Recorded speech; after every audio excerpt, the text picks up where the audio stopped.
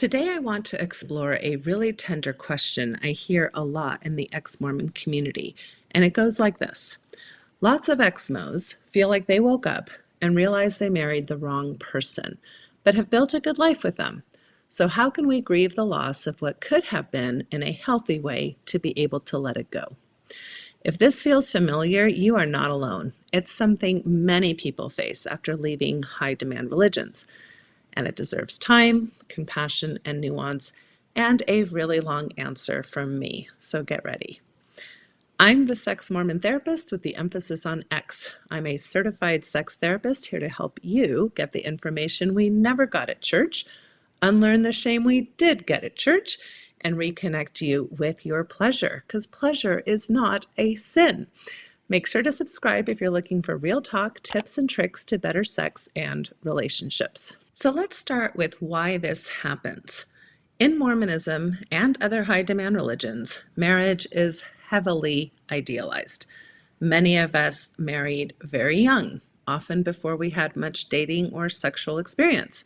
We were encouraged, even pressured, to prioritize temple worthiness, eternal families, and timelines dictated by the institution, not by our own readiness or exploration. So it makes sense that once you step out of those frameworks, you may look at your partner and think, yikes, if I had been free to choose differently, I might not have picked them. That can be a shocking and painful realization, but it's also a natural stage of reclaiming your authentic self. Many of us grew up hearing the message that any two people who love the Lord can make a marriage work, which might sound noble in a kind of faith-based optimism about love, but in reality, yikes. That advice ignores the complexity of human relationships. It dismisses the importance of personality, values, life goals, and especially sexual compatibility. It sets people up to believe that if their marriage is struggling, it must be because they aren't faithful enough or aren't trying hard enough spiritually, rather than acknowledging that the match itself may have been limited by the narrow pool and rigid criteria we were given. That's a heavy burden to carry, and one that leaves many couples blaming themselves instead of the harmful ideology that shaped their choices. Another piece of the painful puzzle is that we were not encouraged to develop our own sexual or gender identities before committing to marriage. In fact, we were often actively discouraged from exploring who we were in these areas. We weren't given permission to ask things like, what does my body enjoy? How do I experience attraction? What does sexual compatibility look like for me? How do my gender roles and expression influence the kind of partnership I want? Without that exploration, many of us entered marriage with very limited self-knowledge, hoping that simply following the religious script would somehow make everything fall into place. The reality is that when sexual development is suppressed, it leaves people vulnerable to frustration, mismatch, and even trauma inside marriages that were never built on genuine erotic connection. Okay, after all of that depressing information, let's look at the other side of things. Part of grief work is perspective taking. One thing I worry about for folks after leaving religion is that they take their black and white or all or nothing thinking with them. It's very common to replace religious perfectionism with a new kind of relational perfectionism. If I didn't marry my soulmate, then I must be in the wrong marriage. That mindset doesn't leave much room for the gray areas of human connection, the messy, the complex, the imperfect, but still meaningful bonds we can form and sustain. Healing often requires letting go of both the rigid religious scripts and the perfectionistic cultural ones that take their place. It's also easy to look back and assume that others had so much more freedom or ability to make, quote, better choices, unquote. But the truth is, very few people make marriage decisions in a vacuum. Families, religions, and cultures influence all of us, whether it's purity culture on one end or Hollywood fairy tales on the other. Recognizing that most people are shaped by external forces helps soften the self-blame and judgment of others. We all chose with the tools and frameworks we had available at the time.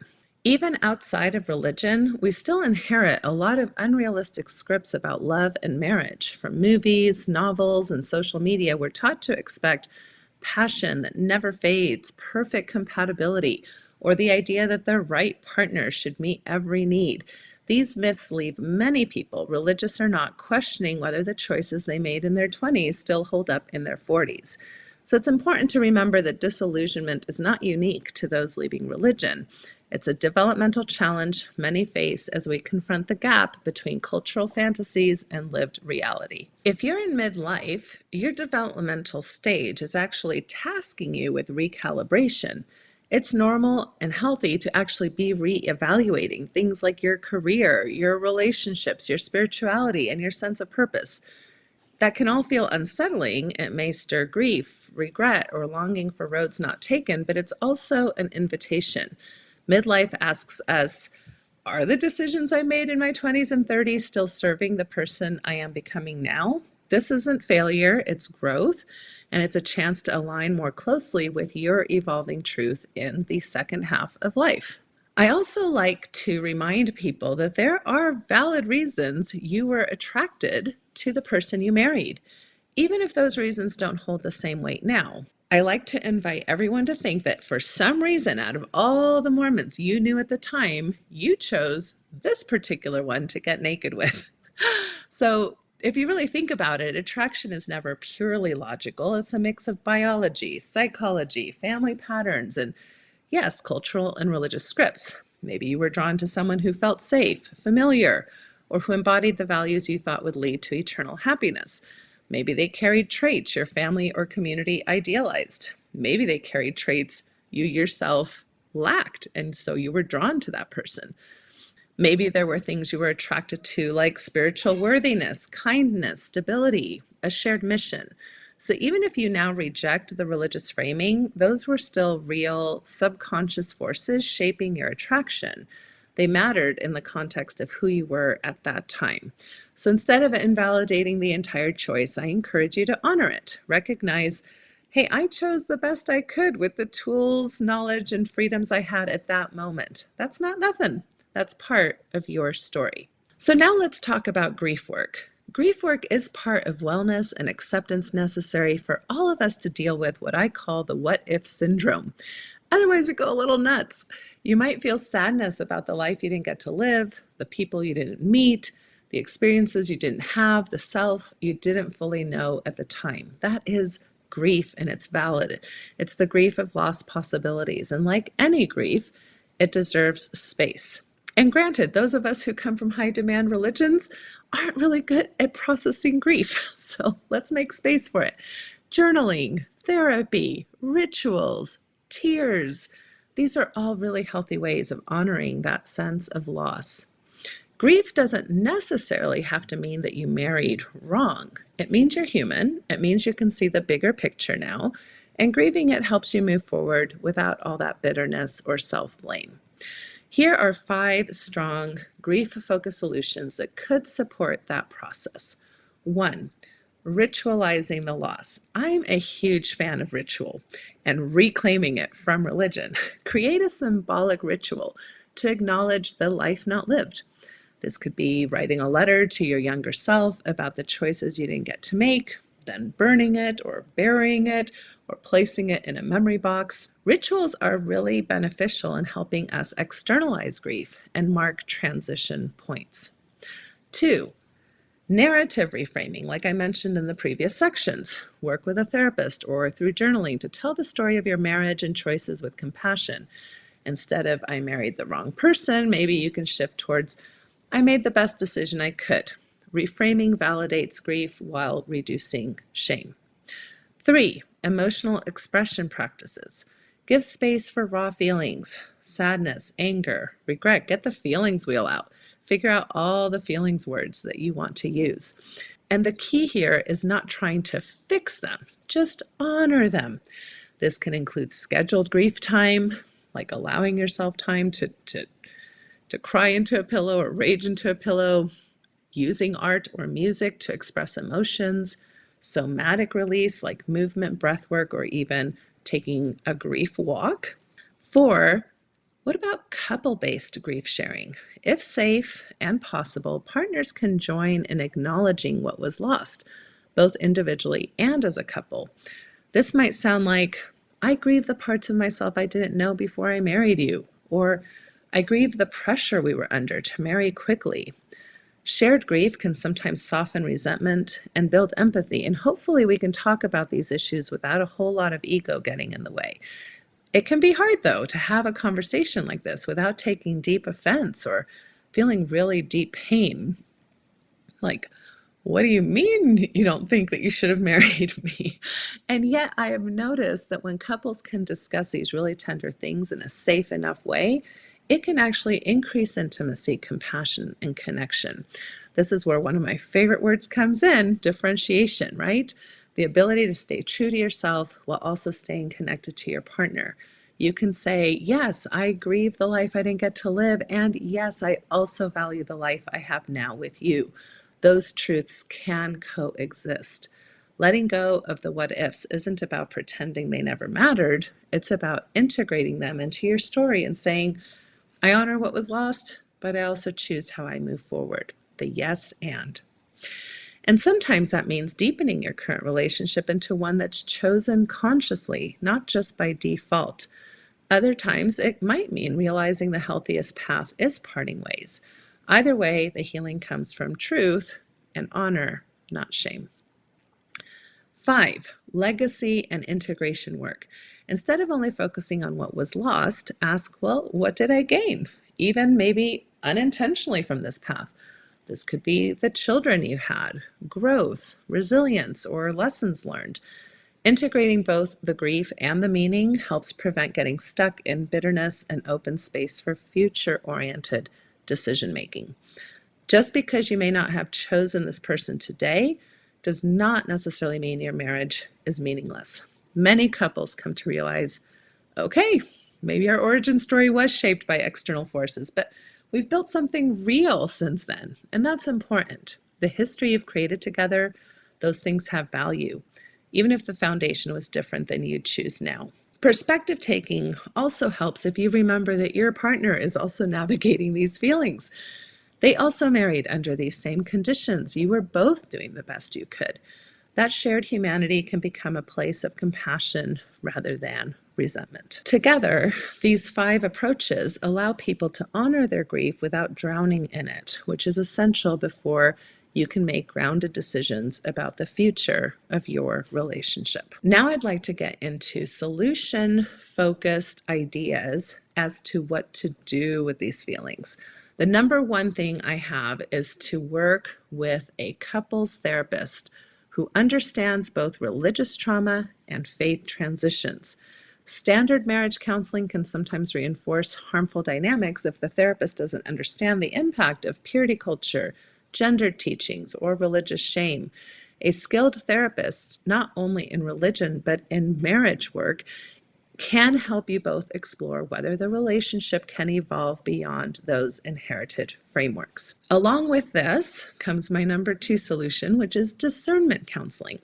This is a structured short-term process, often only 3 to 5 sessions long, where the goal is not to fix the marriage, but to decide whether to continue or separate. This can help partners clarify their own desires while hearing each other's perspectives without pressure. Number 3 solution is to do values alignment exercises. Sit down individually and then together to map out your core values, asking questions like, what matters most to me now? How do I want to live out those values in partnership?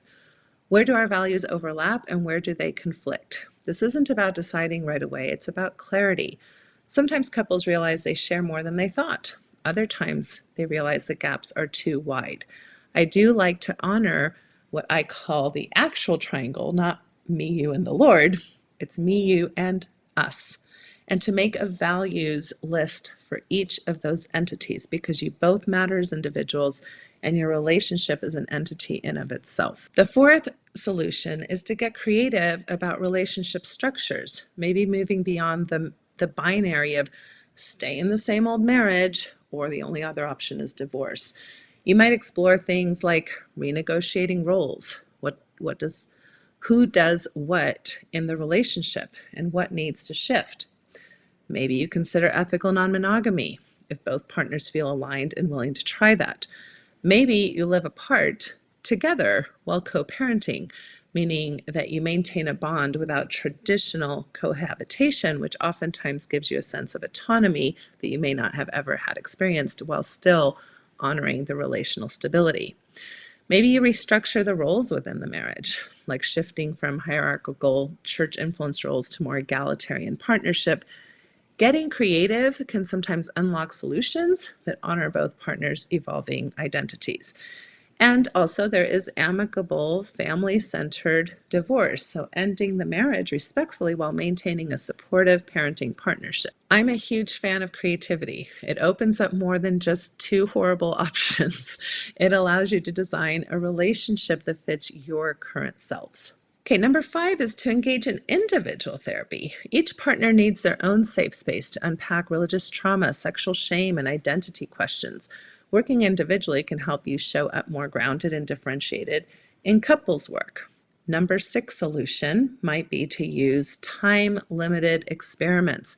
I love making decisions that we can walk back from.